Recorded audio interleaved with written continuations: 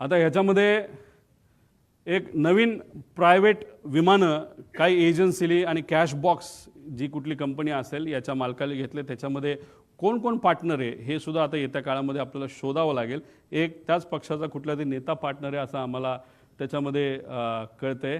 आता हा घातपाताचं जे काही दृष्टिकोन आहे एक तुम्ही समजून घ्या. म्हणजे लोकांना प्रश्न पडलेला आहे, ह्याच्यात खरंच राजकारण असेल तर जे काही विलिनीकरणाची चर्चा ही सुरू होती त्याच्यामध्ये दादांमध्ये आमच्यामध्ये काय चर्चा झाली हे आम्हालाच माहिती आहे. याच्यामध्ये एक चर्चा अशी असू शकते की आम्ही NDA बरोबर सत्तेत जाणार, आम्ही म्हणजे आमचा पक्ष, आणि ही गोष्ट काही लोकांना आवडत नसावी. नाही तर दुसरा जो सिनारिओ आहे, दृष्टिकोन आहे की दादाच NDA मध्ये राहणार नाहीत, दादाच NDAतून बाहेर निघतील आणि रस्त्यावरची सामान्य लोकांची साठीची लढाई आमच्यावर लढतील, आणि हा दृष्टिकोन एका गटाला आवडला नसावा. त्यामुळे ह्याच्यामध्ये जर राजकारण असेल आणि ह्याला जर घातपात असं आपल्याला म्हणावं लागेल आणि राजकारण आणायचं असेल तर या दोन दृष्टिकोनापैकी एक दृष्टिकोन कुठला तरी असावा, आणि त्या दृष्टिकोनाला पाठिंबा देणारा एक जो गट आहे तो याच्या मागे असू शकतो असंही आपल्याला त्या ठिकाणी म्हणता येईल. पण एक अजून जाता जाता एक सर्वात महत्त्वाची गोष्ट आहे की कदाचित जे जिल्हा परिषद पंचायत समितीचे अजितदादाच्या पक्षातले जे कुठले उमेदवार आहेत त्यांना हा मुद्दा कळेल. जेव्हा नगर परिषदचं इलेक्शन झालं होतं, नगरपंचायतचं इलेक्शन झालं होतं, महानगरपालिकेचं इलेक्शन झालं होतं, तेव्हा दादा सगळ्या गोष्टीचं नियोजन त्या ठिकाणी बघत होते. आजच्या राजकारणामध्ये काम करत असताना, इलेक्शन लढत असताना आपल्याला कशाची जरूरत असते तर आपल्याला मार्गदर्शक प्रमाणपत्र आणि कागदांची जरूरत असते. मार्गदर्शक कागद हे काय असतात हे कधीतरी मी नंतर त्या ठिकाणी आपल्याला सांगेल. पण एखादं मोठं इलेक्शन असेल तर मार्गदर्शक कागद हे जास्त लागतात, छोटं इलेक्शन असेल तर कमी लागतात. पण दादांचा हा अपघात होण्यापूर्वी सगळं नियोजन हे दादा करायचे, पण त्या कागदांचं मार्गदर्शक जे कागद आहेत त्याचं डिस्ट्रीब्युशन हे दुसरा कुठला तरी नेता करायचा. 28 तारखेला असंही आम्हाला कळतंय, आता कळतंय म्हणून आम्ही सांगतोय की या जिल्हा परिषद पंचायत समितीच्या इलेक्शनचं या मार्गदर्शक कागदांचं योग्य असं नियोजन त्या ठिकाणी झालं होतं, आणि निर्णय असा झाला होता 200 पट ताकद या मार्गदर्शक कागदांच्या माध्यमातून इथं लावली जाणार. सगळं ठरलं, सगळं झालं. दुर्दैवाने 28ची घटना त्या ठिकाणी घडली, आणि आम्हाला असं कळतंय की दादा नसताना या 200 पट ताकद जी लावली जाणार होती मार्गदर्शक कागदाच्या माध्यमातून, फक्त 50 पटच ताकद त्याच्यामध्ये लावली. 150 पट ताकद कमी लावल्यामुळे सुद्धा ते जे उमेदवार आहेत ते कुठंतरी काही गोष्टींच्या बाबतीत कमकुवत पडले आणि एकटे पडले दादा नसताना, अशी ती चर्चा आहे.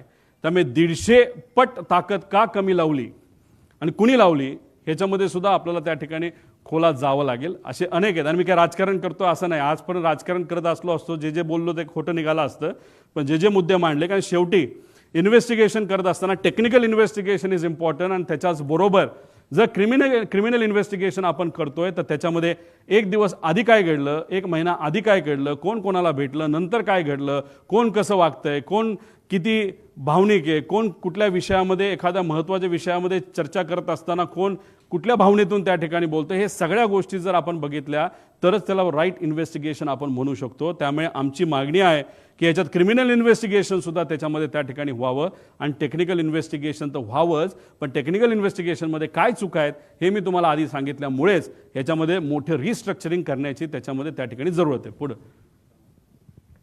आता याच्यामध्ये काही इतर मागण्या आहेत ज्यांना मी या परिवाराला भेटलो, कपूरच्या परिवाराला मी भेटू शकलो नाही, पण शांभवी पाठक यांच्या परिवाराला मी भेटलो. त्यांची एक व्यक्तिगत मागणी आहे जी सत्तेतले लोकच पूर्ण करू शकतील. कृपा करून त्या पाठक परिवाराला, सत्तेतल्या काही लोकांना थोडा वेळ काढून त्यांना भेटणं महत्त्वाचं आहे. त्यांची मागणी समजून घेण्यासारखी आहे, आणि दिल्ली गव्हर्नमेंटच्या माध्यमातून त्यांची ती मागणी पूर्ण होऊ शकते. म्हणून मी आपल्या माध्यमातून त्या लोकांना जे सत्तेत आहेत त्यांना विनंती करतो.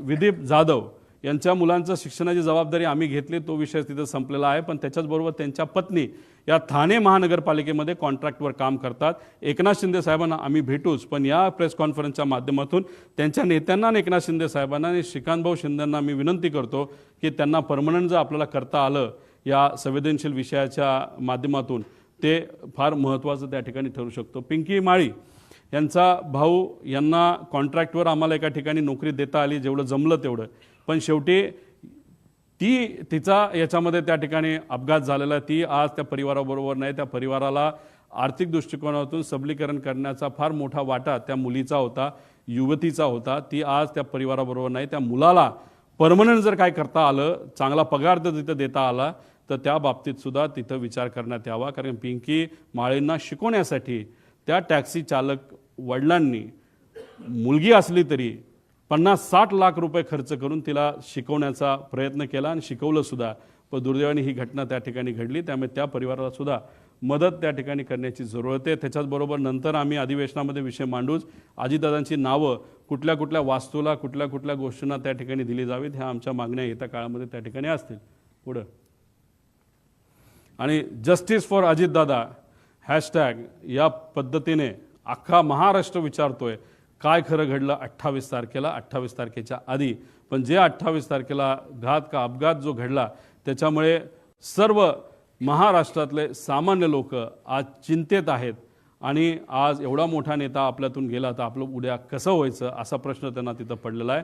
पण जस्टिस फॉर अजितदादा या पद्धतीने आम्ही सर्वजण आणि शुभचिंतक असे अनेक जण आम्ही सगळेजण मिळून या विषयासाठी, या इन्व्हेस्टिगेशनसाठी, हे इन्व्हेस्टिगेशन योग्य पद्धतीने व्हावं आणि आयुष्याच्या आमच्या स्वतःच्या शेवटच्या काळामध्ये जेव्हा आम्ही या विषयाकडे लक्ष देऊ, तेव्हा आम्हाला कुठेतरी एक समाधान असेल की अजितदादांच्या घात का अपघाताच्या बाबतीत योग्य असं इन्व्हेस्टिगेशन व्हावं. यासाठी महाराष्ट्राच्या जनतेने, पत्रकारांनी आणि माझ्यासारख्या एक सामान्य कार्यकर्त्याने सुद्धा यासाठी पुढावा घेतला. माणूस आपल्यात नसला तरी जस्टिस त्यांच्या त्या गोष्टीला मिळालं असं एक समाधान शेवटच्या आयुष्याच्या लेवलला हे आम्हा सगळ्यांना त्या ठिकाणी असावं, एवढीच आमची छोटीशी साधीशी इच्छा.